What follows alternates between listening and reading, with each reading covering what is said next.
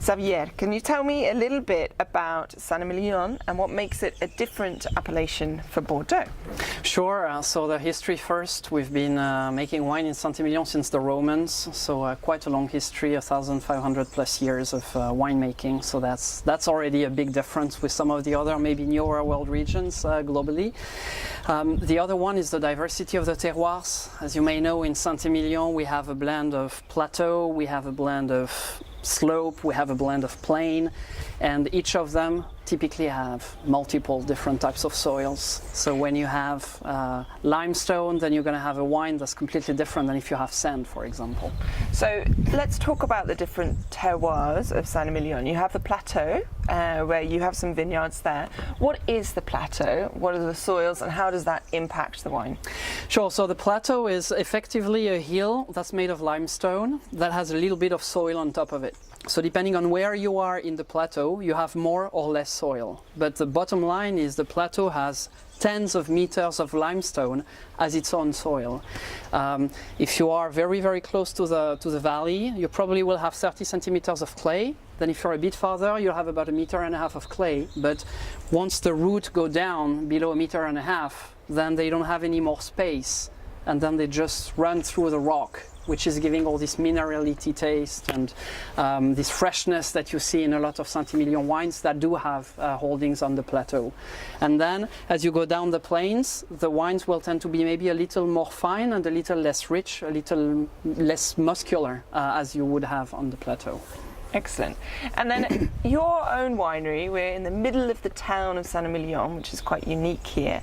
Can you tell us a little bit about how the wineries and the vineyards are formed in the area, and why we're sat here in the middle of Saint-Emilion? Sure. So Saint-Emilion is a bit unique also in Bordeaux and globally for very small sized estates. So a little bit like in Burgundy, if I have to draw a parallel.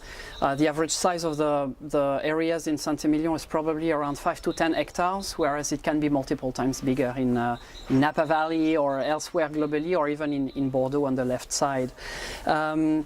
So there's a lot of family holders that have been in Saint-Emilion for hundreds of years, and through the transmission, the different children usually got one parcel of land, and then they actually perpetuated this kind of diversity. So that makes the region quite unique, because you have as many types of wines as you have effectively families or wine growers. The Couvent des Jacobins is one of the rare estates within the center of the village. That's actually because the monks back in the days, in the 1300s, were given this big plot of land where they established their convent, where they established their church, and they were actually harvesting outside the walls of the city.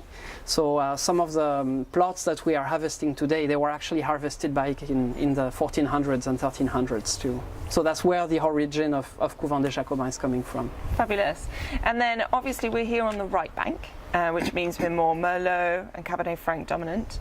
Can you explain to us the difference between the profile of Saint-Emilion and the right bank compared to the left bank, and then give us the difference between Saint-Emilion and other right bank appellations in terms of the profile and the way you taste it in the glass?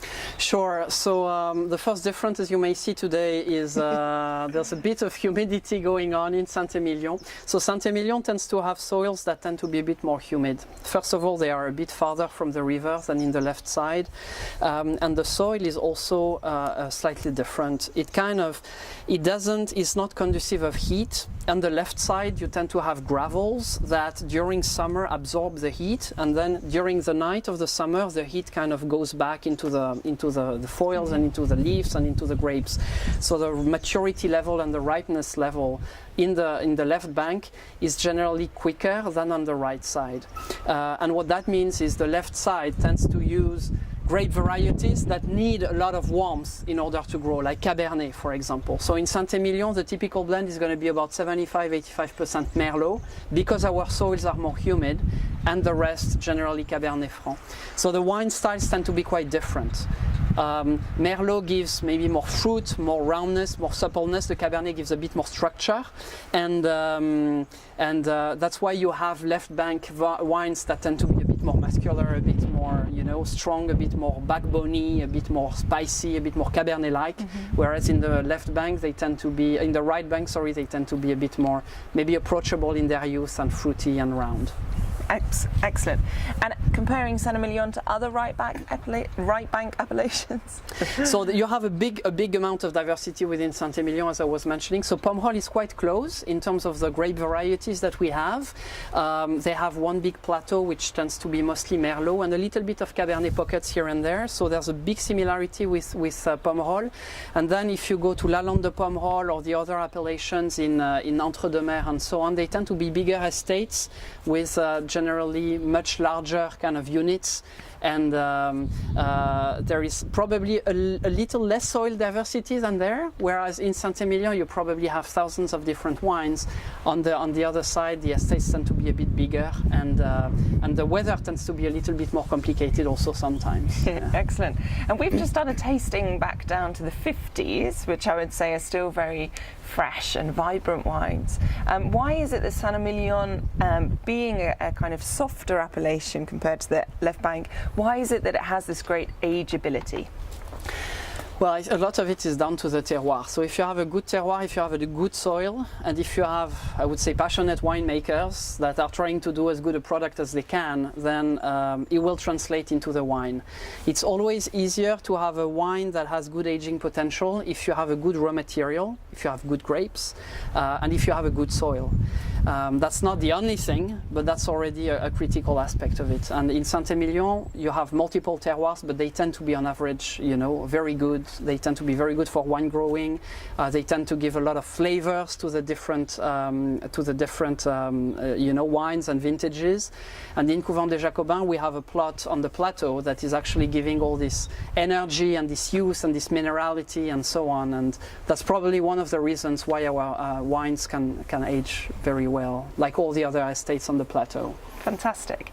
And you've added Petit Verdot into your blend. Can you explain why you started planting Petit Verdot and how you see, not only in your estate, but in Saint-Emilion, how that attitude is changing?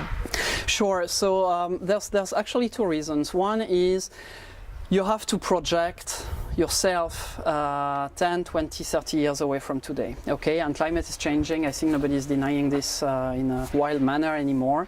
And as weather patterns are changing, you need to adapt the type of grape varieties that you have to the climate. So Merlot is still a predominant kind of grape variety in Saint-Emilion, but you are actually seeing more people planting Petit Verdot and Cabernet Franc. Cabernet because they need heat and they need a bit more warmth. Petit Verdot in our case is because we had identified this small plot of wine that was fairly well preserved from the wind, fairly well preserved from the heat, fairly well preserved from the water and the flooding and all these things, very well drained.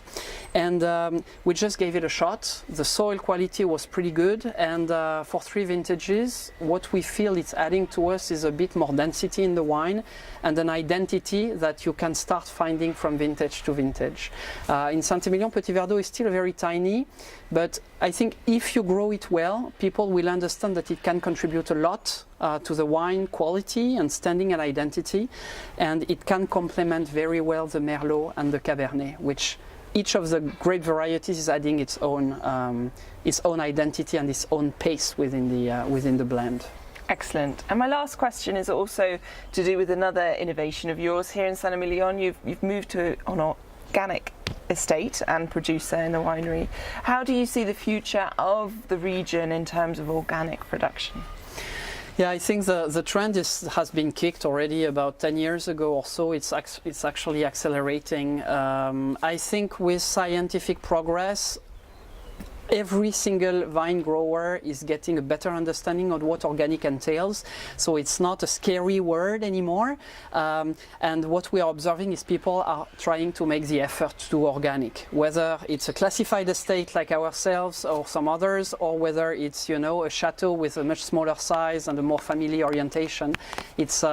I would say it's a critical step forward, and there is a lot more awareness within Saint-Emilion and within Bordeaux in order to kind of satisfy this important environmental challenge. Excellent. And with that, we'll leave with the rain. Thank you. Thank you.